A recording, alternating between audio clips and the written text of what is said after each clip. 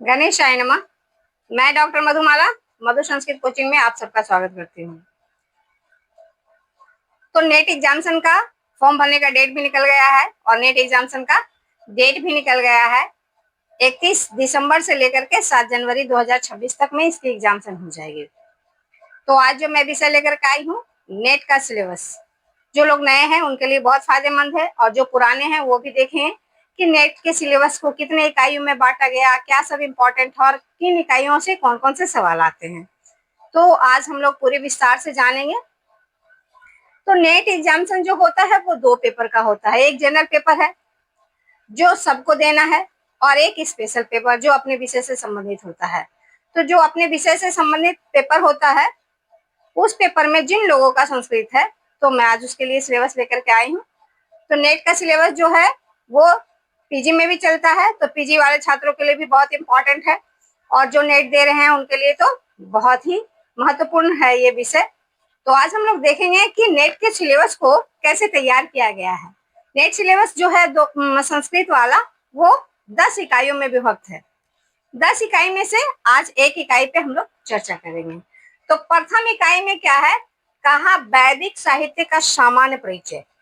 वैदिक साहित्य का सामान्य परिचय है। तो सबसे पहले का क्या कहा है इसमें, वेदों का काल निर्धारण। अलग अलग दार्शनिकों ने, अलग अलग विद्वानों ने हमारे वेद के काल निर्धारण को किया है कि किसके अनुसार क्या काल निर्धारण है। जैसे मैक्स मूलर है, इसमें आपको पढ़ना, मैक्स मूलर। तो इन्होंने काल निर्धारण क्या किया है, वेद का समय का निर्धारण कब किया है कि इन्होंने कहा है कि वेद का काल निर्धारण 1200 विक्रम संवत से पूर्व का है।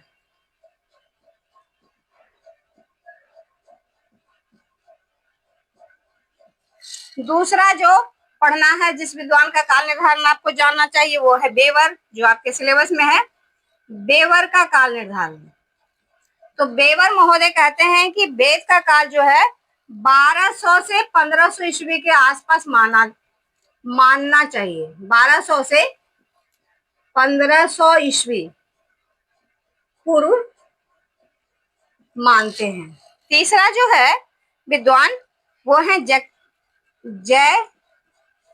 कोवी, और इनका ये जो है वेद का काल मानते हैं। इसके बाद का सारे विद्वान जो है वो विदेशी विद्वान है जिन्होंने वेद का अध्ययन किया और काल निर्धारण करने का प्रयत्न किया है। तो ये मानते हैं 4590 ईस्वी, और उसके बाद है ये ईस्वी पूर्व है, यहाँ पे मानेंगे ईस्वी पूर्व, यहाँ पर भी ये ईस्वी पूर्व है। उसके बाद है आप बाल गंगाधर तिलक। बाल गंगाधर तिलक तो हमारे भारतीय हैं। बाल गंगाधर तिलक इन्होंने भी वेद का काल निर्धारण का प्रयत्न किया है और ये मानते हैं 4000 से 6000 ईस्वी पूर्व। 4000 से 6000 ईस्वी पूर्व। तो इन सारे विद्वानों का काल निर्धारण आपको पढ़ना है। और भी है एक एम बेंटरनिच, एम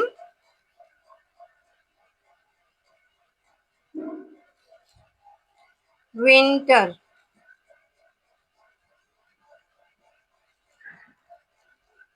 निच, ये भी विदेशी विद्वान है जिन्होंने वेद का काल निर्धारण करने का प्रयत्न किया है और इनका मानना है कि 4500 से 6000 ईस्वी के आसपास वेदों का रचना हुआ होगा। ईस्वी पूर्व के आसपास ही वेदों की रचना की गई होगी, ऐसा ये मानते हैं। और आखिरी में आपको इन 4 के बाद भारतीय परंपरा, भारतीय चिंतन भी आपको पढ़ना है कि भारतीय जो विद्वान है वो क्या मानते हैं। भारतीय विद्वानों का मत क्या है, परंपरा क्या कहती है? तो भारतीय विद्वानों का मत है कि अपना वेद जो है वो नित्य है, इसकी रचना सृष्टि के प्रारंभ में भी हुई होगी। जब सृष्टि आरंभ हुआ होगा उस समय से ही इसकी रचना वो मानते हैं। तो हमारा वेद मानता है कि हमारा जो है भारतीय परंपरा वेदों को नित्य मानता है, और इन्होंने ये मानते हैं कि वेदों की रचना किसी ने नहीं की, वेद जो है सृष्टि के आरंभ में ही उत्पन्न हुई है। तो सृष्टि के आरंभ से ही इसका समय मानता है। तो यहाँ पे आपको इन सारे लोगों के बारे में जानना है। इन सारों का, ये जितने भारतीय विद्वान हैं इसमें से एक तो भारतीय विद्वान है और बाकी जो हैं सारे विदेशी हैं।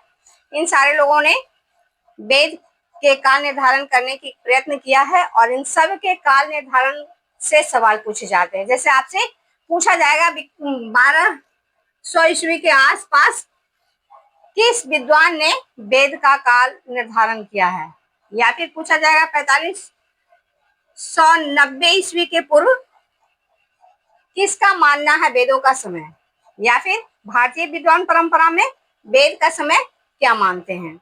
तो आपको अगर सही से इसका आंसर जानना है तो आपको इन सारे लोगों का जो है वैदिक काल निर्धारण को ठीक से याद रखना है, पढ़ना है। आप चाहे तो इसके स्क्रीनशॉट को ले लें ताकि आपके पास रहे।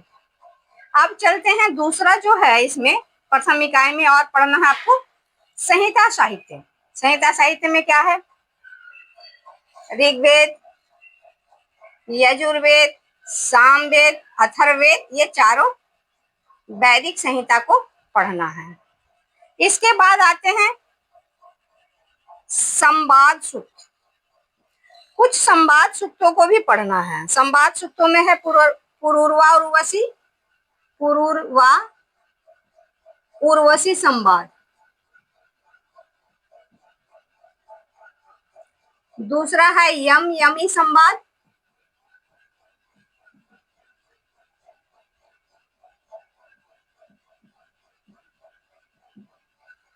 तीसरा है आपका शर्मा पानी, शर्मा पानी। और चौथा जो है वो है आपका नदी विश्वामित्र, नदी विश्वामित्र संवाद। तो इससे भी सवाल पूछे जाते हैं।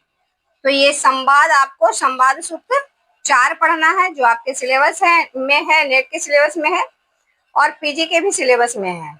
तो पुरूरवा उर्वशी संवाद कहाँ पे है? तो दसम मंडल के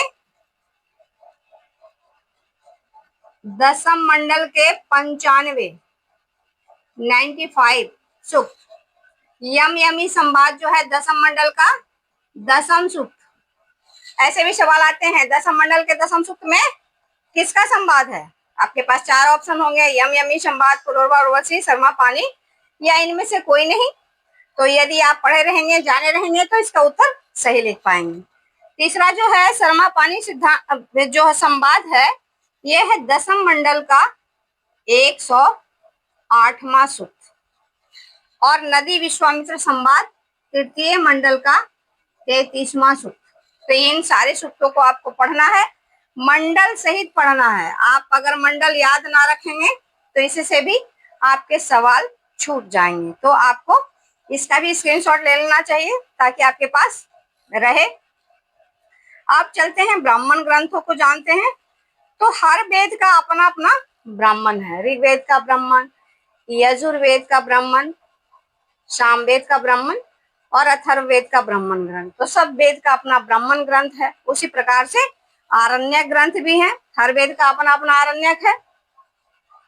ऋग्वेद का आरण्यक, यजुर्वेद का, सामवेद का और अथर्ववेद का, सब वेदों का आरण्यक का संक्षिप्त परिचय आपको जानना चाहिए। जैसे ऋग्वेद का कौन कौन आरण्यक है, यजुर्वेद का आरण्यक का नाम क्या है, अगर आरण्यक का में कितने मंडल हैं, कितने सूक्त हैं, इन सारी चीजों की जानकारी आपको रखनी चाहिए। तो अभी आप लोगों ने देखा कि सारे वेदों के ब्राह्मण आपको जानना है और सारे वेदों के आरण्य को भी आपको जानना चाहिए। अब आखिरी में इस इकाई में है वेदांग। वेदांगों की संख्या 6 है। षड वेदांग: शिक्षा, व्याकरण, छंद, निरुक्त, शिक्षा व्याकरणम छंदो निरुक्तम, ज्योतिषम तथा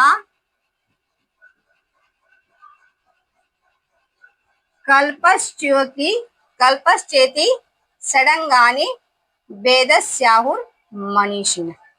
तो ये 6 वेदांगों को भी सामान्य परिचय आपको जानना चाहिए, ताकि प्रथम इकाई से संबंधित जो भी सवाल आए आप उसका सही सही जवाब दे सके।